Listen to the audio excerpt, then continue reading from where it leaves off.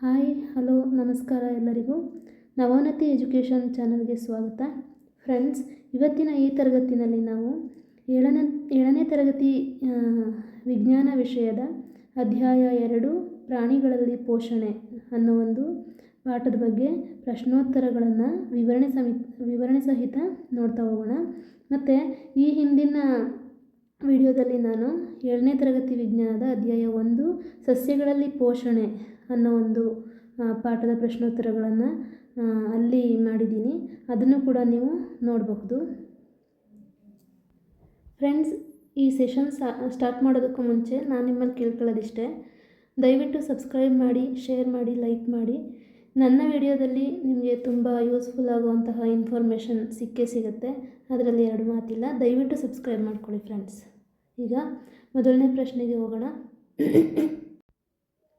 ಮೊದಲನೇ ಪ್ರಶ್ನೆ, ಈ ಕೆಳಗಿನವುಗಳಲ್ಲಿ ಯಾವ ಆಹಾರದ ಘಟಕಗಳು ಸಂಕೀರ್ಣ ವಸ್ತುಗಳಾಗಿವೆ? ಆಪ್ಷನ್ಸ್ ಹೀಗಿವೆ: ಎ ಕಾರ್ಬೋಹೈಡ್ರೇಟ್ಸ್, ಬಿ ಜೀವಸತ್ವಗಳು, ಸಿ ರುಮೆನ್ಗಳು, ಡಿ ಖನಿಜಗಳು. ಉತ್ತರ ಕಾರ್ಬೋಹೈಡ್ರೇಟ್ಸ್. ಫ್ರೆಂಡ್ಸ್, ಆಹಾರದ ಘಟಕಗಳ ಬಗ್ಗೆ 6ನೇ ತರಗತಿಯಲ್ಲಿ ಈಗಾಗಲೇ ತಿಳ್ಕೊಂಡಿರ್ತೀರ. ಯಾವ್ಯಾವುದಪ್ಪ ಆಹಾರದ ಘಟಕಗಳು ಅಂತ ನೋಡಿದಾಗ, ಕಾರ್ಬೋಹೈಡ್ರೇಟ್ಸ್, ಪ್ರೋಟೀನ್ಸ್, ಕೊಬ್ಬು ಮತ್ತು ವಿಟಮಿನ್ಸು, ಮಿನರಲ್ಸು ಮತ್ತು ಲಿಪಿಡ್ಸು, ಇವಿಷ್ಟು ಆಹಾರದ ಪ್ರಮುಖ ಘಟಕಗಳಾಗಿರುತ್ತೆ. ಇವನ್ನು ನಾವು 2 ರೀತಿಯಾಗಿ ವಿಭಾಗ ಮಾಡಬಹುದು. ಯಾವುದು ಅದು ಎರಡು ರೀತಿಯ ವಿಭಾಗಗಳು ಅಂತ ಹೇಳಿದ್ರೆ, ಬೃಹತ್ ಪೋಷಕಗಳು ಮತ್ತು ಸೂಕ್ಷ್ಮ ಪೋಷಕಗಳು ಅಂತೇಳಿ 2 ರೀತಿಯಾಗಿ ವಿಭಾಗವನ್ನು ಮಾಡ್ತೀವಿ. ಬೃಹತ್ ಪೋಷಕಗಳಿಗೆ ಇಂಗ್ಲೀಷ್ನಲ್ಲಿ ಮ್ಯಾಕ್ರೋನ್ಯೂಟ್ರಿಯೆಂಟ್ಸ್ ಮತ್ತು ಸಂಕೀರ್ಣ ಪೋಷಕಗಳು ಅಂತ ಕರಿತಾ ಹೋಗ್ತಾರೆ.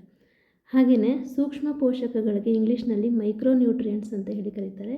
ಕನ್ನಡದಲ್ಲಿ ಸರಳ ಪೋಷಕಗಳು ಅಂತಲೂ ಕರಿತಾ ಹೋಗ್ತಾರೆ. ಹಾಗಾದರೆ ಇವನು ಹೇಗೆ ವಿಭಾಗ ಮಾಡಿದ್ದಾರೆ ಅಂದರೆ, ಬೃಹತ್ ಪೋಷಕಗಳ ಕಡೆ ಯಾವ್ಯಾವುದು ಬರುತ್ತೆ ಅಂತ ಹೇಳಿದ್ರೆ, ಕಾರ್ಬೋಹೈಡ್ರೇಟ್ಸ್, ಪ್ರೋಟೀನ್ಸ್ ಮತ್ತು ಕೊಬ್ಬು, ಈ 3 ಏನು ಮಾಡುತ್ತೆ, ಬೃಹತ್ ಪೋಷಕಗಳ ಜೊತೆ ಸೇರಿಕೊಳ್ಳುತ್ತೆ. ಇನ್ನು ಸೂಕ್ಷ್ಮ ಪೋಷಕಗಳು ಯಾವುದು ಅಂತ ಹೇಳಿದ್ರೆ, ವಿಟಮಿನ್ಸ್ ಮತ್ತು ಮಿನರಲ್ಸು, ಈ ಜೀವಸತ್ವಗಳು, ಖನಿಜಗಳು ಅಂತ ಹೇಳ್ತೀವಲ್ವ, ಅದನ್ನು ನಾವು ಸೂಕ್ಷ್ಮ ಪೋಷಕಗಳ ಜೊತೆ ಕಡೆ ಸೇರಿಸಬಹುದಾಗಿದೆ. ಓಕೆನಾ? ಇನ್ನೊಂದನ್ನು ಬಿಟ್ಟಿದ್ದೀನಿ ನಾನು ಫ್ರೆಂಡ್ಸ್. ಇಲ್ಲಿ ನಾನು ಲಿಪಿಡನ್ನು ಬಿಟ್ಟಿದ್ದೀನಿ. ಅದು ಯಾವ ಒಂದು ವಿಭಾಗಕ್ಕೆ ಸೇರಿಕೊಳ್ಳುತ್ತೆ ಅಂತ ನೀವು ಕಾಮೆಂಟ್ಸಲ್ಲಿ ತಿಳಿಸಿ. ಅಲ್ಲದೆ ಈ ಆಹಾರದ ಘಟಕಗಳು ಕಾರ್ಬೋಹೈಡ್ರೇಟ್ಸು, ಪ್ರೋಟೀನ್ಸು, ಕೊಬ್ಬು, ವಿಟಮಿನ್ಸು, ಮಿನರಲ್ಸು, ಇವು ನಮ್ಮ ದೇಹದಲ್ಲಿ ಯಾವ್ಯಾವ ರೀತಿ ಕೆಲಸ ಮಾಡುತ್ತೆ, ಏನೇನು ಉಪಯೋಗ ಇದೆ ಇದರಿಂದ ಅಂತ ಹೇಳಿ ನೆಕ್ಸ್ಟ್ ಸ್ಲೈಡಲ್ಲಿ ತಿಳಿಸ್ತಾ ಹೋಗ್ತೀನಿ. ನೋಡಿ ಫ್ರೆಂಡ್ಸ್, ಆಹಾರದ ಘಟಕಗಳು ನಮಗೆ ಹೇಗೆಲ್ಲ ಉಪಯೋಗ ಆಗುತ್ತೆ, ನಮ್ಮ ದೇಹದಲ್ಲಿ ಏನೇನೆಲ್ಲ ಕಾರ್ಯಗಳನ್ನ ಮಾಡುತ್ತೆ ಅಂತೇಳಿ ಈ ಸ್ಲೈಡಲ್ಲಿ ನೋಡೋಣ. ಮೊದಲಿಗೆ ಕಾರ್ಬೋಹೈಡ್ರೇಟ್ಸು, ಇವನ್ನು ಕನ್ನಡದಲ್ಲಿ ಬಹುಶರ್ಕರಗಳು ಅಂತೇಳಿ ಕರೀತಾರೆ. ಇವು ದೇಹಕ್ಕೆ ಶಕ್ತಿಯನ್ನು ನೀಡುತ್ತವೆ. ಎರಡನೇದು ಪ್ರೋಟೀನ್ಸು, ಇವು ದೇಹದ ಬೆಳವಣಿಗೆಗೆ ಸಹಾಯ ಮಾಡುತ್ತವೆ. ಮೂರನೇದು ವಿಟಮಿನ್ಗಳು, ರೋಗದ ವಿರುದ್ಧ ಹೋರಾಡುತ್ತವೆ. ಖನಿಜಗಳು ರಾಸಾಯನಿಕ ಕ್ರಿಯೆಯಲ್ಲಿ ಉಪಯೋಗವಾಗುತ್ತವೆ. ಮತ್ತು ಕೊಬ್ಬು ಮತ್ತು ಲಿಪಿಡ್ಸು, ಇವು ದೇಹಕ್ಕೆ ಶಕ್ತಿಯನ್ನು ನೀಡುತ್ತವೆ. ನೀರು ಮತ್ತು ನಾರು, ಇವು ಜೀರ್ಣಕ್ರಿಯೆಗೆ ಉಪಯೋಗವಾಗುತ್ತವೆ. ನೋಡಿ ಫ್ರೆಂಡ್ಸ್, ನೀರು ಮತ್ತು ನಾರು ಜೀರ್ಣಕ್ರಿಯೆಯಲ್ಲಿ ಪಾಲ್ಗೊಳ್ತವೆ ಅಂತೇಳಿ ಹೇಳ್ತಾ ಇದ್ದಾರೆ. ಮುಂದಿನ ಪ್ರಶ್ನೆ ಹೀಗಿದೆ: ಜೀರ್ಣಕ್ರಿಯೆ ಎಂದರೇನು? ಉತ್ತರ: ಆಹಾರದ ಸಂಕೀರ್ಣ ಘಟಕಗಳನ್ನು ಸರಳ ವಸ್ತುಗಳನ್ನಾಗಿ ವಿಭಜಿಸುವುದೇ ಜೀರ್ಣಕ್ರಿಯೆ. ನೋಡಿ ಫ್ರೆಂಡ್ಸ್, ಇಲ್ಲಿ ಚಿತ್ರದಲ್ಲಿ ಕೊಟ್ಟಿದ್ದಾರೆ ಸಂಕೀರ್ಣ ವಸ್ತು ಮತ್ತು ಸರಳ ವಸ್ತುಗಳು ಅಂತೇಳಿ. ನಿಮ್ಮ ಎಡಭಾಗದಲ್ಲಿ ಕಾಣಿಸ್ತಾ ಇರುವಂತಹ ಸಂಕೀರ್ಣ ವಸ್ತುಗಳು ಜೀರ್ಣಕ್ರಿಯೆಯ ಮೂಲಕ ಏನಾಗ್ತವೆ ಅಂತೇಳಿ ಸರಳ ವಸ್ತುಗಳಾಗಿ ಮಾರ್ಪಾಡನ್ನು ಹೊಂದುತ್ತವೆ. ಹಾಗಾದರೆ ಹೇಗೆ ಮಾರ್ಪಾಡು ಹೊಂದುತ್ತವೆ, ಯಾವ ರೀತಿಯ ಸರಳ ವಸ್ತುಗಳಾಗ್ತವೆ ಅಂತೇಳಿ ನೆಕ್ಸ್ಟ್ ಸ್ಲೈಡಲ್ಲಿ ನೋಡ್ತಾ ಹೋಗೋಣ. ಓಕೆನಾ?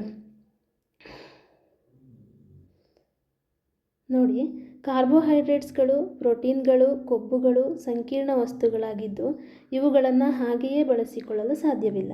ಆದ್ದರಿಂದ ಇವುಗಳು ಸರಳ ವಸ್ತುಗಳಾಗಿ ವಿಭಜನೆಗೊಳ್ಳುತ್ತವೆ.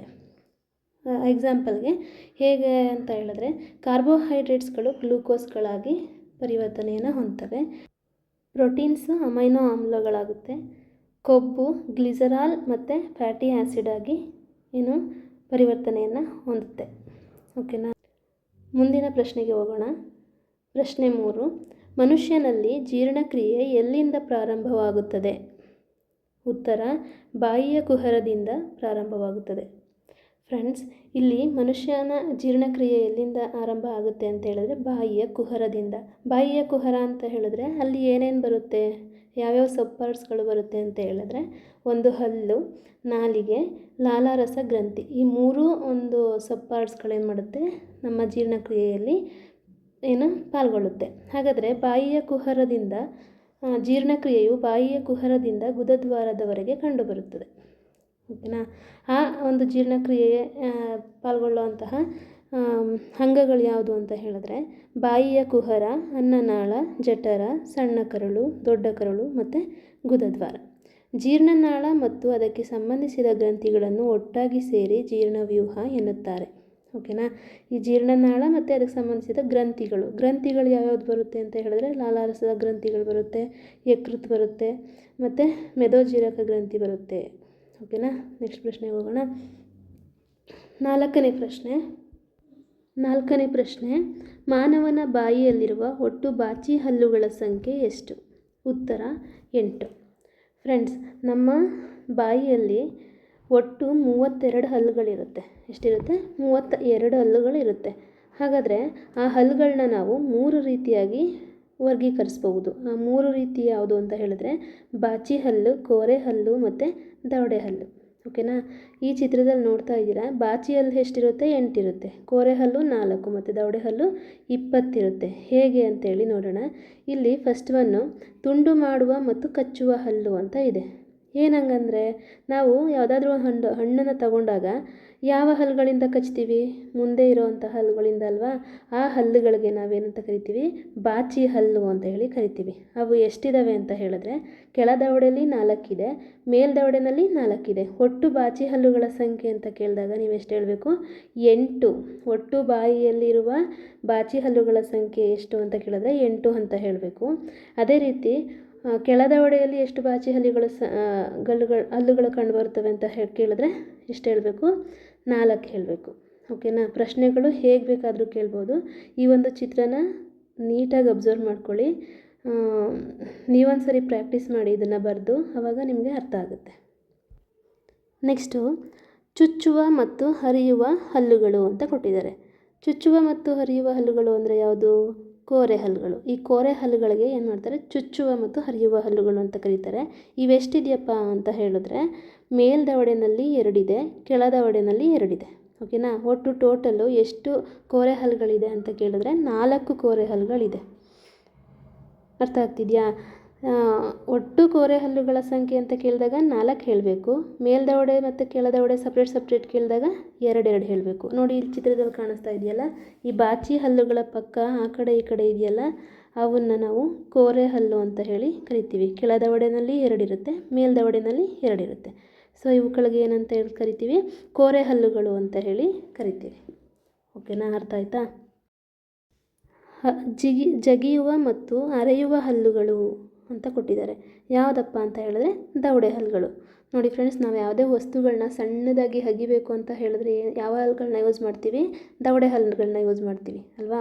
ಅವು ಎಷ್ಟಿದಾವಪ್ಪ ನಮ್ಮ ಬಾಯಿನಲ್ಲಿ ಅಂತ ಹೇಳಿದ್ರೆ 10 ಮೇಲ್ದವಡೆಯಲ್ಲಿ, 10 ಕೆಳದವಡೆಯಲ್ಲಿ, ಒಟ್ಟು 20 ದವಡೆ ಹಲ್ಲುಗಳನ್ನ ನಾವು ನೋಡಬಹುದು.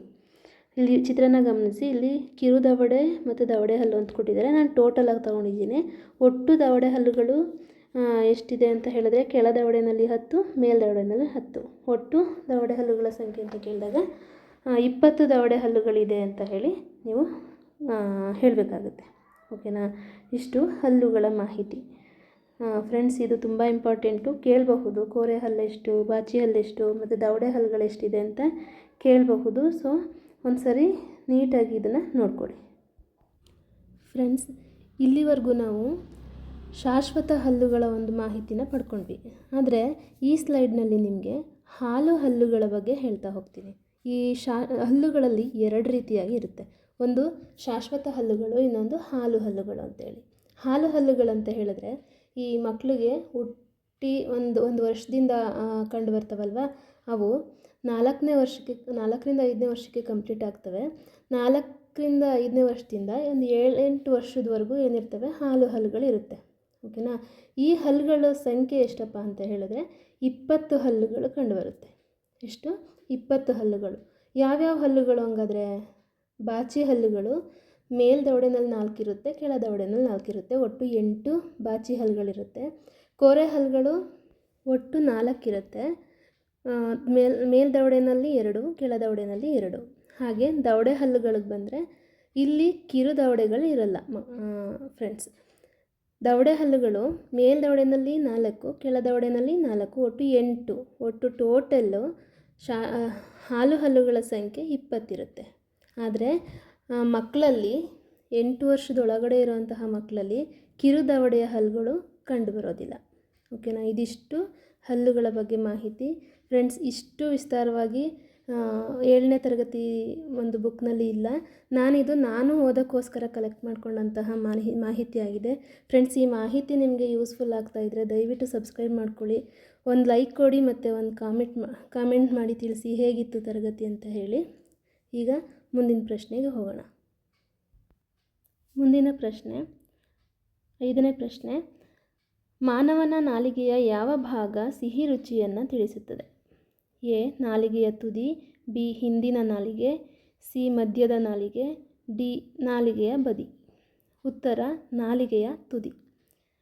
ಫ್ರೆಂಡ್ಸ್, ಇದು ಅಷ್ಟೇ, ಈ ಮಾಹಿತಿನೂ 7ನೇ ತರಗತಿ ಬುಕ್ನಲ್ಲಿ ನಿಮಗೆ ಸಿಗಲ್ಲ. ಇದನ್ನು ನಾನು ಎಕ್ಸ್ಟ್ರಾ ಕಲೆಕ್ಟ್ ಮಾಡ್ಕೊಂಡಿರೋಂತಹ ಮಾಹಿತಿಯಾಗಿದೆ. ಇಲ್ಲಿ ನೋಡಿ, ಇಮೇಜ್ನ ನೋಡಿ. ಇಲ್ಲಿ ನಾಲಿಗೆಯ ತುದಿ ಬಂದು ನಮಗೆ ಸಿಹಿ ಅನುಭವವನ್ನು ಕೊಡುತ್ತೆ. ಅದರಿಂದ ಸ್ವಲ್ಪ ಮೇಲೆ ಹೋದರೆ ಎರಡೂ ಸೈಡ್ನಲ್ಲಿ ಉಪ್ಪಿನ ಒಂದು ಅನುಭವವನ್ನು ಕೊಡುತ್ತೆ. ಅದರಿಂದ ಸ್ವಲ್ಪ ಮೇಲೆ ಹೋದರೆ ಹುಳಿ ಅನುಭವ, ಈಗ ಹುಳಿ ಅನುಭವವನ್ನು ಕೊಡುತ್ತೆ. ಇನ್ನು ನಾಲಿಗೆಯ ಹಿಂದಿನ ಬದಿಯಲ್ಲಿರುವಂತಹ ಒಂದು ಭಾಗ ನಮಗೆ ಕಹಿ ಅನುಭವವನ್ನು ಕೊಡುತ್ತೆ. ಹಾಗಾದರೆ ನಾಲಿಗೆಯ ಯಾವ ಭಾಗ ಖಾರದ ಅನುಭವವನ್ನು ಕೊಡುತ್ತೆ ಅಂತ ಕೇಳಿದ್ರೆ ಫ್ರೆಂಡ್ಸ್, ಇಲ್ಲಿ ನಾಲಿಗೆನಲ್ಲಿ ಯಾವುದೇ ರೀತಿಯ ಖಾರದ ರುಚಿಯನ್ನು ಕಂಡುಬರೋದಿಲ್ಲ ನಾಲಿಗೆನಲ್ಲಿ. ಓಕೆನಾ. ಏನಾಗುತ್ತೆ ಅಂತ ಹೇಳಿದ್ರೆ, ನಾವು ತಿಂದಂತಹ ಆಹಾರದಲ್ಲಿ ಖಾರದ ಒಂದು ಅಂಶ ಇತ್ತು ಅಂತ ಹೇಳಿದ್ರೆ ಅದೇನಾಗುತ್ತೆ, ಒಂದು ಸುಟ್ಟಂಥ ಅನುಭವ ಆಗುತ್ತೆ. ಓಕೆನಾ. ಆ ಬರ್ನಿಂಗ್ ಸೆನ್ಸೇಷನ್ ಮೂಲಕ ನಮಗೆ ಖಾರ ಆಗಿದೆ ಅಂತ ತಿಳ್ಕೊಳ್ಳೋಕೆ ಸಾಧ್ಯ ಆಗುತ್ತೆ. ಬಿಟ್ಟರೆ ನಾಲಿಗೆ ಯಾವುದೇ ಭಾಗ ನಿಮಗೆ ಖಾರದ ಅನುಭವವನ್ನು ಕೊಡೋದಿಲ್ಲ. ಇದಿಷ್ಟು ನಾಲಿಗೆಯ ಮಾಹಿತಿ. ಮುಂದಿನ ಪ್ರಶ್ನೆ. ಅನ್ನನಾಳದ ಉದ್ದ ಎಷ್ಟು? 10 ಸೆಂಟಿಮೀಟರ್, 30 ಸೆಂಟಿಮೀಟರ್, 20 ಸೆಂಟಿಮೀಟರ್, 50 ಸೆಂಟಿಮೀಟರ್. ಇದಕ್ಕೆ ಉತ್ತರ 30 ಸೆಂಟಿಮೀಟರ್. ಅನ್ನನಾಳವು ಗಂಟಲು ಮತ್ತು ಜಠರವನ್ನು ಸೇರಿಸುತ್ತದೆ. ಅನ್ನನಾಳದ ಭಿತ್ತಿಯ ಚಲನೆಯಿಂದಾಗಿ ಆಹಾರವು ಕೆಳಕ್ಕೆ ಚಲಿಸುತ್ತದೆ. ವಾಸ್ತವವಾಗಿ ಈ ಚಲನೆಯು ಆಹಾರ ನಾಳದ ಉದ್ದಕ್ಕೂ ಉಂಟಾಗಿ ಆಹಾರವನ್ನು ಕೆಳಮುಖವಾಗಿ ತಳ್ಳುತ್ತದೆ. ಫ್ರೆಂಡ್ಸ್, ಇಲ್ಲಿ ಅನ್ನನಾಳವು ಜೀರ್ಣಕ್ರಿಯೆಯ ಒಂದು ಭಾಗ ಆಗಿದೆ. ಈ ಜೀರ್ಣಕ್ರಿಯೆ ಪ್ರಾರಂಭ ಆಗುವಂತಹ ಬಾಯಿನಲ್ಲಿ ನಾವು ಆಹಾರವನ್ನು ಸೇವಿಸಿದಾಗ ಬಾಯಿಯಲ್ಲಿರುವಂತಹ ಹಲ್ಲುಗಳ ಸಹಾಯದಿಂದ ಆಹಾರವನ್ನು ಸ್ವಲ್ಪ ಮಟ್ಟಿಗೆ ಅಗಿಯಲ್ಪಡುತ್ತೆ ಆಹಾರ ಅಲ್ವಾ. ಆ ಅಗಿದಂತಹ ಆಹಾರ ಗಂಟಲಿನ ಮೂಲಕ ಒಂದು ಅನ್ನನಾಳಕ್ಕೆ ಸೇರುತ್ತೆ. ಆ ಅನ್ನನಾಳದಲ್ಲಿ ಇಲ್ಲಿ ಭಿತ್ತಿಯ ಚಲನೆ ಅಂತ ಕೊಟ್ಟಿದ್ದಾರಲ್ಲ, ಭಿತ್ತಿಯ ಚಲನೆ ಅಂತ ಹೇಳಿದ್ರೆ ಆ ಪೈಪ್ ಇರುತ್ತಲ್ಲ, ಅನ್ನನಾಳದ ಪೈಪು, ಅದು ಚಿಕ್ಕದು ಮತ್ತು ದೊಡ್ಡದಾಗ್ತಾ ಹೋಗುತ್ತೆ. ಈಗ ಒಂದೇ ಸರಿ ಅನ್ನವನ್ನು ಜಾಸ್ತಿ ತೊಗೊಂಡು ತಿಂದಾಗ ಆಹಾರವನ್ನು ಹಿಗ್ಗುತ್ತೆ, ಕಡಿಮೆ ತಿಂದಾಗ ಕಡಿಮೆ ಆಗುತ್ತೆ. ಆ ಥರ ಹಿಗ್ಗೋದು ಮತ್ತು ಕುಗ್ಗುವಿಕೆಯನ್ನು ಭಿತ್ತಿಯ ಚಲನೆ ಅಂತ ಹೇಳಿ ಕರೀತಾರೆ. ಈ ಭಿತ್ತಿಯ ಚಲನೆ ಏನಾಗುತ್ತಪ್ಪ ಅಂತ ಹೇಳಿದ್ರೆ, ಗಂಟಲಿನಿಂದ ತಳೆದಂಥ ಆಹಾರ ಅನ್ನನಾಳದ ಉದ್ದಕ್ಕೂ ನಡೀತಾ ಹೋಗುತ್ತೆ. ಅಂದರೆ ಹಿಗ್ಗೋದು ಕುಗ್ಗೋದ್ರ ಮೂಲಕ ಆಹಾರ ಏನು ಮಾಡುತ್ತೆ, ಜಠರಕ್ಕೆ ತಳ್ಳಲ್ಪಡುತ್ತೆ. ಓಕೆನಾ. ಈ ಜಠರ ಏನು ಮಾಡುತ್ತೆ, ಆಹಾರವನ್ನು ಸ್ವೀಕರಿಸುತ್ತೆ. ಅಕಸ್ಮಾತ್ ಏನಾದರೂ ಜಠರ ಆಹಾರವನ್ನು ಸ್ವೀಕರಿಸಲಿಲ್ಲ ಅಂತ ಹೇಳಿದ್ರೆ ಏನಾಗುತ್ತೆ, ವಾಮಿಟ್ ಆಗುತ್ತೆ. ಇದನ್ನು ವಾಂತಿ ಅಂತ ಹೇಳಿ ಕರಿತಾ ಹೋಗ್ತೀವಿ. ಓಕೆನಾ. ಇದಿಷ್ಟು ಅನ್ನನಾಳದ ಮಾಹಿತಿ ಆಗಿರುತ್ತೆ. ಮುಂದಿನ ಪ್ರಶ್ನೆ 7ನೇ ಪ್ರಶ್ನೆ. ಜಠರವು ಸ್ರವಿಸುವ ಆಮ್ಲ ಯಾವುದು? ಉತ್ತರ ಹೈಡ್ರೋಕ್ಲೋರಿಕ್ ಆಮ್ಲ, HCl ಅಂತೇಳಿ ಕರಿತೀವಿ, ಹೈಡ್ರೋಕ್ಲೋರಿಕ್ ಆಮ್ಲ ಅಂಥೇಳಿ. ಈ ಜಠರ ಏನು ಮಾಡುತ್ತೆ ಅಂತ ಹೇಳಿದ್ರೆ, ಈ ಜಠರವನ್ನು ನಾವು ಸ್ಟಮಕ್ ಅಂತ ಹೇಳಿ ಕರಿತೀವಿ. ಇದು ಜೆ ಆಕಾರದಲ್ಲಿರುತ್ತೆ ಮತ್ತು ಇದು ಚಪ್ಪಟೆಯಾದ ಒಂದು ಆಕಾರದಲ್ಲಿರುತ್ತೆ. ನಮ್ಮ ಜೀರ್ಣಕ್ರಿಯೆಯಲ್ಲಿ ಅತ್ಯಂತ ಅಗಲವಾದ ಒಂದು ಅಂಗ ಅಂತ ಹೇಳಿದ್ರೆ ಇದು. ಓಕೆನಾ. ಇದು ಒಂದು ತುದಿಯಿಂದ ಅನ್ನನಾಳದ ಜೊತೆ ಸೇರಿಕೊಂಡಿರುತ್ತೆ, ಇನ್ನೊಂದು ತುದಿ ಸಣ್ಣ ಕರಳಿನ ಜೊತೆ ಜಾಯಿಂಟ್ ಆಗಿರುತ್ತೆ. ಓಕೆನಾ. ಈ ಜಠರವು ಏನು ಮಾಡುತ್ತೆ ಅಂತ ಹೇಳಿದ್ರೆ ಹೈಡ್ರೋಕ್ಲೋರಿಕ್ ಆಮ್ಲ ಅಂತ ಒಂದು ಆಮ್ಲವನ್ನು ಬಿಡುಗಡೆ ಮಾಡುತ್ತೆ. ಮತ್ತು ಅದ್ರ ಜೊತೆಗೆ ಹೈಡ್ರೋಕ್ಲೋರಿಕ್ ಆಮ್ಲ ಏನು ಮಾಡುತ್ತೆ, ನಮಗೆ ಏನು ಹೆಲ್ಪು ಅದರಿಂದ ಅಂತ ಹೇಳಿದ್ರೆ ನಮ್ಮ ಆಹಾರದ ಜೊತೆ ಸೇರುವಂತಹ ಬ್ಯಾಕ್ಟೀರಿಯಾಗಳನ್ನ ಇದು ಕೊಲ್ತಾ ಹೋಗುತ್ತೆ. ನಮ್ಮ ಆಹಾರದಲ್ಲಿರುವಂತಹ ಬ್ಯಾಕ್ಟೀರಿಯಾನ ಕೊಲ್ಲುತ್ತೆ, ಬೇಡದೇ ಇರೋವಂತಹ ಬ್ಯಾಕ್ಟೀರಿಯಾ. ಓಕೆನಾ. ಅದನ್ನು ಕೊಲ್ತಾ ಹೋಗುತ್ತೆ. ಸೊ ಇದೊಂದು ಯೂಸ್ಫುಲ್ ಆದಂತಹ ಆಮ್ಲ. ಯಾವುದು? ಹೈಡ್ರೋಕ್ಲೋರಿಕ್ ಆಮ್ಲ ಎಲ್ಲಿರುತ್ತೆ? ಜಠರದಲ್ಲಿ ಇರುತ್ತೆ. ಇದ್ರ ಜೊತೆಗೆ ಜಠರದ ಮಾಧ್ಯಮವನ್ನು ಆಮ್ಲೀಯವನ್ನಾಗಿಸಿ ಜೀರ್ಣರಸಗಳು ಕಾರ್ಯನಿರ್ವಹಿಸಲು ಸಹಾಯ ಮಾಡುತ್ತದೆ. ಅಂದರೆ ಈ ಜಠರದಲ್ಲಿ ಹೈಡ್ರೋಕ್ಲೋರಿಕ್ ಆಮ್ಲ ಹೇಗಿರುತ್ತೋ ಅದೇ ರೀತಿ ಇನ್ನೊಂದು ರಸವನ್ನು ಈ ಜಠರ ಏನು ಮಾಡುತ್ತೆ, ಸ್ರವಿಸುತ್ತೆ. ಯಾವುದು ಅಂತ ಹೇಳಿದ್ರೆ ಜೀರ್ಣರಸ ಅಂತ ಹೇಳಿ. ಈ ಒಂದು ಜಠರದಲ್ಲಿರುವಂತಹ ಹೈಡ್ರೋಕ್ಲೋರಿಕ್ ಆಮ್ಲ ಈ ಜೀರ್ಣರಸಕ್ಕೆ ಕಾರ್ಯನಿರ್ವಹಿಸೋಕ್ಕೆ ಸಹಾಯ ಮಾಡುತ್ತೆ. ಈ ಜೀರ್ಣರಸ ಏನಪ್ಪ ಮಾಡುತ್ತೆ ಅಂತ ಹೇಳಿದ್ರೆ ಪ್ರೋಟೀನ್ಗಳನ್ನು ಸರಳ ವಸ್ತುಗಳನ್ನಾಗಿ ವಿಭಾಗ ಮಾಡುತ್ತೆ. ಮೀನ್ಸ್ ಇದಕ್ಕೆ ಮುಂಚಿನ ಸ್ಲೈಡಲ್ಲಿ ಹೇಳಿದೆ ನಾನು, ಪ್ರೋಟೀನ್ ಅನ್ನೋದು ಒಂದು ಏನಾಗಿತ್ತು, ಬಹು ಪೋಷಕಾಂಶ ಆಗಿತ್ತು. ಅದನ್ನು ನಾವೇನು ಅಂದರೆ ಸಂಕೀರ್ಣ ಪೋಷಕಾಂಶಗಳಾಗಿತ್ತು. ಇದು ಸರಳ ಪೋಷಕಾಂಶ ಆಗಬೇಕು ಅಂತ ಹೇಳಿದ್ರೆ ಈ ಒಂದು ಜೀರ್ಣರಸಗಳ ಮೂಲಕ ಅದು ಸರಳ ವಸ್ತುಗಳಾಗಿ ವಿಭಾಗ ಮಾಡ್ತಾ ಹೋಗುತ್ತೆ.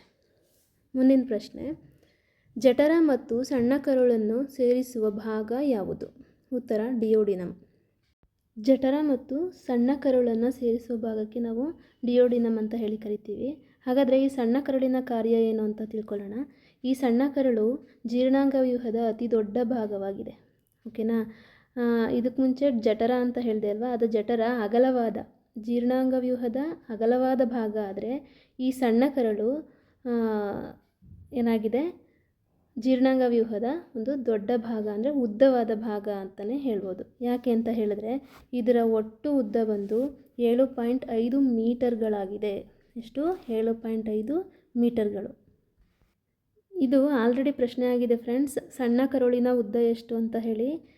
ಆಲ್ರೆಡಿ ತುಂಬ ಎಕ್ಸಾಮ್ಗಳಲ್ಲಿ ಪ್ರಶ್ನೆ ಆಗಿದೆ. ಸಣ್ಣ ಕರುಳಿನ ಉದ್ದ ಬಂದು 7.5 ಮೀಟರ್ಗಳು. ನೆಕ್ಸ್ಟು, ಆಹಾರದ ಸಂಪೂರ್ಣ ಜೀರ್ಣಕ್ರಿಯೆ ಇಲ್ಲಿ ನಡೆಯುತ್ತದೆ.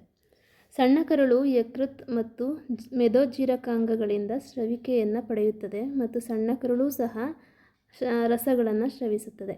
ಈ ಒಂದು ಸಣ್ಣ ಕರುಳು ಏನು ಮಾಡುತ್ತೆ ಅಂತ ಹೇಳಿದ್ರೆ ಯಕೃತ್ ಅಂದರೆ ಲಿವರ್ ಮತ್ತು ಪ್ಯಾಂಕ್ರಿಯಾಸ್ನಿಂದ ಸ್ರವಿಕೆಗಳನ್ನ ಪಡೆಯುತ್ತೆ. ಮತ್ತು ತಾನೂ ಕೂಡ ಸಣ್ಣ ಕರುಳಲ್ಲೂ ಕೂಡ ಕೆಲವೊಂದು ರಸಗಳು ಸ್ರವಿಸುತ್ತೆ. ಮುಂದಿನ ಸ್ಲೈಡಲ್ಲಿ ಆ ರಸ ಯಾವುದು, ಎಲ್ಲಿಂದ ಸ್ರವಿಕೆ ಆಗುತ್ತೆ ಅಂತ ಮುಂದಿನ ಸ್ಲೈಡಲ್ಲಿ ತಿಳಿಸ್ತಾ ಹೋಗ್ತೀನಿ. ಇದು 8ನೇ ಪ್ರಶ್ನೆ ಆಗಿತ್ತು. ಈಗ 9ನೇ ಪ್ರಶ್ನೆಗೆ ಹೋಗೋಣ.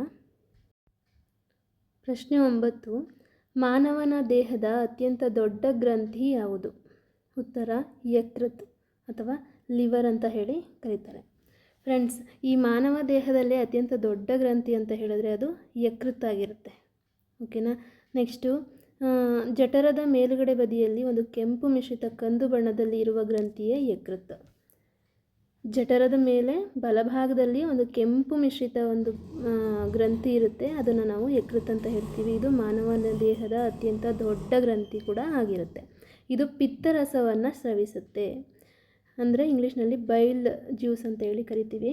ಇದು ಬೈಲ್ ಜ್ಯೂಸನ್ನು ಏನು ಮಾಡುತ್ತೆ, ಪ್ರೊಡ್ಯೂಸ್ ಮಾಡಿ ಈ ಬೈಲ್ ಜ್ಯೂಸ್ ಎಲ್ಲಿ ಸ್ಟೋರ್ ಆಗುತ್ತೆ ಅಂತ ಹೇಳಿದ್ರೆ ಪಿತ್ತಕೋಶದಲ್ಲಿ ಇದು ಸ್ಟೋರ್ ಆಗ್ತಾ ಹೋಗುತ್ತೆ. ಓಕೆನಾ. ಈ ಪಿತ್ತಕೋಶವು ಕೊಬ್ಬಿನ ಜೀರ್ಣಕ್ರಿಯೆಯಲ್ಲಿ ಮಹತ್ತರ ಪಾತ್ರವನ್ನು ವಹಿಸುತ್ತೆ. ಈ ಪಿತ್ತಕೋಶದಲ್ಲಿ ಸೇವಾಗುವಂತಹ ಪಿತ್ತರಸದಿಂದ ಏನಪ್ಪ ಹೆಲ್ಪ್ ಅಂತ ಹೇಳಿದ್ರೆ ನಮ್ಮ ಜೀರ್ಣಕ್ರಿಯೆಯಲ್ಲಿ ಬರುವಂತಹ ಒಂದು ಕೊಬ್ಬಿನ ಅಂಶವನ್ನು ಇದು ಏನು ಮಾಡುತ್ತೆ, ಕರಗೋ ರೀತಿ ಮಾಡುತ್ತೆ. ಪಿತ್ತರಸ ಕೊಬ್ಬನ್ನು ಕರಗೋದಕ್ಕೆ ಸಹಾಯ ಮಾಡುತ್ತೆ. ಇದಿಷ್ಟು 9ನೇ ಪ್ರಶ್ನೆ ಆಗಿತ್ತು. ಮುಂದಿನ ಪ್ರಶ್ನೆಗೆ ಹೋಗೋಣ. 10ನೇ ಪ್ರಶ್ನೆ, ಜೀರ್ಣಗೊಳ್ಳದ ಆಹಾರದಿಂದ ನೀರು ಮತ್ತು ಲವಣಗಳನ್ನು ಹೀರುವ ಕಾರ್ಯ ಎಲ್ಲಿ ನಡೆಯುತ್ತದೆ? ಇಲ್ಲಿ ಪ್ರಶ್ನೆ ತಪ್ಪಾಗಿದೆ, ಇರುವ ಅಲ್ಲ. ನೀರು ಮತ್ತು ಲವಣಗಳನ್ನು ಎಲ್ಲಿ ಹೀರಲ್ಪಡುತ್ತದೆ ಅಂತ ಇಲ್ಲಿ ಪ್ರಶ್ನೆ ಆಗಬೇಕು. ಅದು ಹೀರುವ ಆಗಬೇಕು. ಉತ್ತರ ಬಂದು ದೊಡ್ಡ ಕರಳು. ದೊಡ್ಡ ಕರಳು 1.5 ಮೀಟರ್ ಉದ್ದವನ್ನು ಹೊಂದಿರುತ್ತೆ. ಇದು ಕ್ರಿಯೆಯಲ್ಲಿ ಏನು ಮಾಡುತ್ತಪ್ಪ ಅಂತ ಹೇಳಿದ್ರೆ, ಇಲ್ಲಿವರೆಗೂ ಜೀರ್ಣ ಆಗಿ ಬಂದಿರುವಂತಹ ಆಹಾರದಿಂದ, ಜೀರ್ಣಗೊಳ್ಳದ ಆಹಾರದಿಂದ ನೀರು ಮತ್ತು ಲವಣಗಳನ್ನು ಹೀರ್ಕೊಳ್ಳುತ್ತೆ. ಓಕೆನಾ. ಉಳಿದ ತ್ಯಾಜ್ಯವು ಅಂತ ಹೇಳಿದ್ರೆ, ಈಗ ದೊಡ್ಡ ಕರಳಿನಲ್ಲಿ ನೀರು ಮತ್ತು ಲವಣನ ತೊಗೊಂಡ್ಬಿಡ್ತು. ಇನ್ನು ಉಳ್ಕೊಂಡಂತಹ ವೇಸ್ಟೇಜ್ ಇರುತ್ತಲ್ಲ, ಅದು ಗುದನಾಳವನ್ನು ಸೇರುತ್ತೆ. ಅಲ್ಲಿ ಅರೆ ಘನಾವಸ್ಥೆಯ ಮಲವಾಗಿ ಉಳಿಯುತ್ತದೆ. ಈ ಮಲವು ಆಗಾಗ್ಗೆ ಗುದದ್ವಾರದ ಮೂಲಕ ಹೊರಹಾಕಲ್ಪಡುತ್ತದೆ. ಇದಕ್ಕೆ ನಾವು ವಿಸರ್ಜನೆ ಅಂತ ಹೇಳಿ ಕರಿತಾ ಹೋಗ್ತೀವಿ. 11ನೇ ಪ್ರಶ್ನೆ, ವಿಲ್ಲೈಗಳು ಎಲ್ಲಿ ಕಂಡುಬರುತ್ತವೆ? ಉತ್ತರ, ಸಣ್ಣ ಕರಳು. ಫ್ರೆಂಡ್ಸ್, ಈ ಸಣ್ಣ ಕರಳಿನಲ್ಲಿ ಒಳಭಿತ್ತಿ ಅಂತ ಹೇಳಿದ್ರೆ, ಆ ಸಣ್ಣ ಕರಳಿನ ಒಳಗಡೆ ಒಂದು ಪದರ ಇರುತ್ತಲ್ಲ, ಅದರೊಳಗಡೆ ಬೆರಳಿನಾಕಾರದ ಒಂದು ರಚನೆ ಇರುತ್ತೆ. ಆ ರಚನೆಗಳಿಗೆ ನಾವು ವಿಲ್ಲೈಗಳು ಅಂತ ಹೇಳಿ ಕರಿತೀವಿ. ಒಂದೇ ಒಂದು ವಿಲ್ಲೈ ಇದ್ದರೆ ಅದನ್ನು ವಿಲ್ಲಸ್ ಅಂತ ಹೇಳಿ ಕರಿತೀವಿ. ತುಂಬ ಇದ್ದರೆ ಅದನ್ನು ವಿಲ್ಲೆಗಳು ಅಂತ ಹೇಳಿ ಕರಿತೀವಿ. ಇದು ಏನು ಮಾಡುತ್ತೆ ಅಂತ ಹೇಳಿದ್ರೆ, ಜೀರ್ಣವಾದ ಆಹಾರದಿಂದ ಪೋಷಕಾಂಶಗಳನ್ನು ಹೀರಿಕೊಳ್ಳುತ್ತೆ. ಓಕೆನಾ. ಈ ಸಣ್ಣ ಕರಳಿನಲ್ಲೇ ಆಹಾರದಲ್ಲಿರುವಂತಹ ಎಲ್ಲ ಪೋಷಕಾಂಶಗಳನ್ನು ಹೀರ್ಕೊಂಡ್ಬಿಟ್ಟಿರುತ್ತೆ. ಆ ಹೀರ್ಕೊಂಡಂತಹ ಆಹಾರವನ್ನು ಹೀರ್ಕೊಂಡು ಉಳಿದು ಜೀರ್ಣ ಆಗದೇ ಇರುವಂಥ ಆಹಾರವನ್ನು ಎಲ್ಲಿ ಕಳಿಸಿರುತ್ತೆ ಸಣ್ಣ ಕರಳು? ದೊಡ್ಡ ಕರಳು ಕಳಿಸಿರುತ್ತೆ. ಆ ದೊಡ್ಡ ಕರಳಿನಲ್ಲಿ ಏನಾಗುತ್ತೆ, ಇನ್ನು ನೀರು ಮತ್ತು ಲವಣಗಳನ್ನ ಹೀರ್ಕೊಳ್ಳುತ್ತೆ. ಯಾರು? ದೊಡ್ಡ ಕರಳು. ಮುಂದಿನ ಪ್ರಶ್ನೆ, 12ನೇ ಪ್ರಶ್ನೆ, ಹಸು ಮತ್ತು ಎಮ್ಮೆಗಳಂತಹ ಪ್ರಾಣಿಗಳು ತಿಂದ ಹುಲ್ಲನ್ನು ಪೂರ್ತಿಯಾಗಿ ಜಗಿಯದೆ ಜಠರದ ಯಾವ ಭಾಗದಲ್ಲಿ ಸಂಗ್ರಹಿಸುತ್ತವೆ? ಉತ್ತರ, ರುಮೆನ್. ಫ್ರೆಂಡ್ಸ್, ಈ ಪ್ರಶ್ನೆ ಈಗಾಗಲೇ TETನಲ್ಲಿ ಬಂದಿತ್ತು. ನೋಡ್ತಾ ಹೋಗೋಣ ರುಮೆನ್ ಅಂದರೆ ಏನು ಅಂತ ಹೇಳಿ. ಹಸು, ಎಮ್ಮೆ ಮತ್ತು ಇತರ ಪ್ರಾಣಿಗಳು ಆಹಾರವನ್ನು ಪೂರ್ತಿಯಾಗಿ ಅಗಿಯದೆ ಬಹುಬೇಗನೆ ನುಂಗುತ್ತವೆ ಮತ್ತು ಅದನ್ನು ಜಠರದ ರುಮೆನ್ ಎಂಬ ಹೆಸರಿನ ಭಾಗದಲ್ಲಿ ಸಂಗ್ರಹಿಸಿಕೊಳ್ಳುತ್ತವೆ ಅಂತ ಹೇಳಿದ್ರೆ, ಸಾಮಾನ್ಯವಾಗಿ ಫ್ರೆಂಡ್ಸ್, ನಾವು ಹಸುಗಳನ್ನ, ಎಮ್ಮೆಗಳನ್ನ ನೋಡಿದಾಗ ಅವು ಯಾವಾಗಲೂ ಏನು ಮಾಡ್ತಿರ್ತವೆ? ಬಾಯಿ ಆಡಿಸ್ತಾನೆ ಇರ್ತವೆ ಅಲ್ವಾ? ಏನೋ ಒಂದು ಬಾಯಲ್ಲಿ ಇದೆಯೇನೋ, ಅದಕ್ಕೆ ಇವು ಅಗಿತಾ ಇದ್ದಾವೆ ಅಂತ ಅಂದ್ಕೋಬೇಕು. ಹಾಗೆ ಬಾಯಿ ಆಡಿಸ್ತಾನೆ ಇರ್ತವೆ. ಅದು ಏನಕ್ಕೆ ಆ ಥರ ಮಾಡ್ತಾ ಇರ್ತವೆ ಅಂತ ಹೇಳಿದ್ರೆ, ಅವು ಅರ್ಧ ಅಗಿದಿರುವಂತಹ ಆಹಾರವನ್ನು ಹಾಗೆ ನುಂಗ್ಬಿಟ್ಟಿರ್ತವೆ. ನುಂಗ್ಬಿಟ್ಟು ಜಠರದ ರುಮೆನ್ ಅನ್ನೋ ಒಂದು ಜಾಗದಲ್ಲಿ ಸ್ಟೋರ್ ಮಾಡ್ಕೊತವೆ. ಸ್ಟೋರ್ ಮಾಡ್ಕೊಂಡು ಏನು ಮಾಡ್ತವೆ ಅಂತ ಹೇಳಿದ್ರೆ, ಮತ್ತೆ ಅದು ತನಗೆ ಆಹಾರ ಬೇಕು ಅನ್ನಿಸ್ದಾಗ ಉಂಡೆ ರೂಪದಲ್ಲಿ ವಾಪಸ್ ತಗೊಂಡು ಅದನ್ನು ಬಾಯಿನಲ್ಲಿ ಮತ್ತೆ ಜಗಿತಾ ಹೋಗ್ತವೆ. ಇದಕ್ಕೆ ಮೆಲುಕು ಹಾಕೋದು ಅಂತ ಹೇಳ್ತಾರೆ. ಓಕೆನಾ. ಇಲ್ಲಿ ಆಹಾರವು ಅರೆ ಜೀರ್ಣಕ್ರಿಯೆಗೆ ಒಳಗಾಗುತ್ತದೆ. ಇದನ್ನು ಮೆಲುಕು ಎಂದು ಕರೆಯುತ್ತಾರೆ. ಪುನಃ ಇದನ್ನು ಸಣ್ಣ ಸಣ್ಣ ಉಂಡೆಗಳಾಗಿ ಬಾಯಿಗೆ ಮರಳಿಸಿಕೊಂಡು ಪ್ರಾಣಿಯು ಅದನ್ನು ಜಗಿಯುತ್ತದೆ. ಈ ಪ್ರಕ್ರಿಯೆಯನ್ನು ಮೆಲುಕು ಹಾಕುವುದು ಎನ್ನುವರು. ಗೊತ್ತಾಯ್ತಾ? ಇಲ್ಲಿ ಹುಲ್ಲಿನಲ್ಲಿ ಸೆಲ್ಯುಲೋಸ್ ಎಂಬ ಕಾರ್ಬೋಹೈಡ್ರೇಟ್ ಸಮೃದ್ಧವಾಗಿದೆ. ಹಸು, ಜಿಂಕೆ ಇತ್ಯಾದಿಗಳಂತಹ ಮೆಲುಕು ಹಾಕುವ ಪ್ರಾಣಿಗಳಲ್ಲಿ ರುಮೆನ್ನಲ್ಲಿ ಬ್ಯಾಕ್ಟೀರಿಯಾ ಸೆಲ್ಯುಲೋಸನ್ನು ಜೀರ್ಣಿಸಲು ಸಹಾಯ ಮಾಡುತ್ತದೆ. ಮನುಷ್ಯರು ಸೇರಿದಂತೆ ಹಲವು ಪ್ರಾಣಿಗಳು ಸೆಲ್ಯುಲೋಸನ್ನು ಜೀರ್ಣಿಸಿಕೊಳ್ಳಲಾರವು. ಈ ಹಸು ಮತ್ತು ಜಿಂಕೆ, ಎಮ್ಮೆಗಳಲ್ಲಿ ರುಮೆನ್ ಇರುತ್ತೆ. ಆ ರುಮೆನ್ನಲ್ಲಿರುವಂತಹ ಬ್ಯಾಕ್ಟೀರಿಯಾ ಏನು ಮಾಡುತ್ತೆ? ಹುಲ್ಲಿನಲ್ಲಿರೋ ಸೆಲ್ಯುಲೋಸ್ನ ಜೀರ್ಣಿಸ್ಕೊಳ್ಳುತ್ತೆ. ಆದರೆ ಮನುಷ್ಯರಿಗೆ ಮತ್ತು ಇನ್ನೂ ಕೆಲವು ಪ್ರಾಣಿಗಳಿಗೆ ಈ ಸೆಲ್ಯುಲೋಸ್ನ ಅರಗಿಸ್ಕೊಳ್ಳೋವಂಥ ಶಕ್ತಿ ಇರಲ್ಲ. ಯಾಕೆಂದರೆ ಅದರಲ್ಲಿ ರುಮೆನ್ ಇರಲ್ಲ. ರುಮೆನ್ ಇದ್ದರೆ ಮಾತ್ರ ಸೆಲ್ಯುಲೋಸ್ನ ಅರಗಿಸ್ಕೊಳ್ಳೋಕೆ ಸಾಧ್ಯ ಆಗುತ್ತೆ. ಆದರೆ ಇನ್ನು ಕುದುರೆ, ಮೊಲ ಇತ್ಯಾದಿ ಪ್ರಾಣಿಗಳಲ್ಲಿ ಸಣ್ಣ ಕರಳು ಮತ್ತು ದೊಡ್ಡ ಕರಳಿನ ಮಧ್ಯೆ ಸೀಕಮ್ ಎಂಬ ನೀಳಸಂಚಿಯಂತಹ ರಚನೆ ಹೊಂದಿದೆ. ಈ ಸೀಕಮ್ನಲ್ಲಿರುವ ಬ್ಯಾಕ್ಟೀರಿಯಾಗಳು ಆಹಾರದಲ್ಲಿ ಸೆಲ್ಯುಲೋಸನ್ನು ಜೀರ್ಣಿಸುತ್ತವೆ. ಈ ಹಸು, ಜಿಂಕೆ, ಎಮ್ಮೆಗಳಲ್ಲಿ ಹೇಗೆ ರುಮೆನ್ ಇರುತ್ತೋ, ಕುದುರೆ ಮತ್ತು ಮೊಲ ಮತ್ತು ಇತ್ಯಾದಿ ಪ್ರಾಣಿಗಳಲ್ಲಿ ಸಣ್ಣ ಕರಳು ಮತ್ತು ದೊಡ್ಡ ಕರಳಿನ ಮಧ್ಯೆ ಸೀಕಮ್ ಅನ್ನೋ ಒಂದು ಅಂಗ ಇರುತ್ತೆ. ಅದು ಏನು ಮಾಡುತ್ತೆ? ಸೆಲ್ಯುಲೋಸ್ನ ಜೀರ್ಣಿಸ್ಕೊಳ್ತಾ ಇರುತ್ತೆ. ಓಕೆನಾ. 13ನೇ ಪ್ರಶ್ನೆ ಮತ್ತು ಈ ವಿಡಿಯೋದ ಕೊನೆ ಪ್ರಶ್ನೆ ಆಗಿದೆ ಇದು.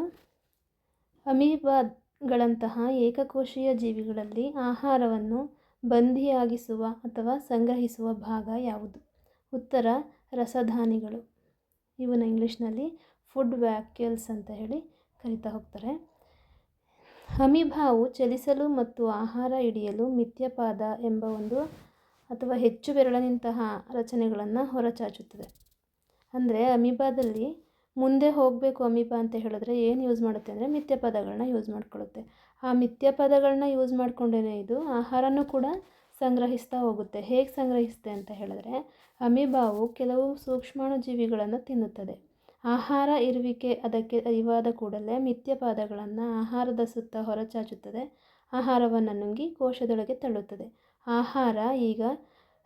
ಆಹಾರ ರಸದಾನಿಯಲ್ಲಿ ಬಂಧಿತವಾಗುತ್ತದೆ. ಅಂದರೆ ಆ ಮಿಥ್ಯ ಪದಗಳನ್ನ ಏನು ಮಾಡುತ್ತೆ, ಹೊರಚಾಚಿ ಆಹಾರವನ್ನು ಸುತ್ತುವರಿಯುತ್ತೆ.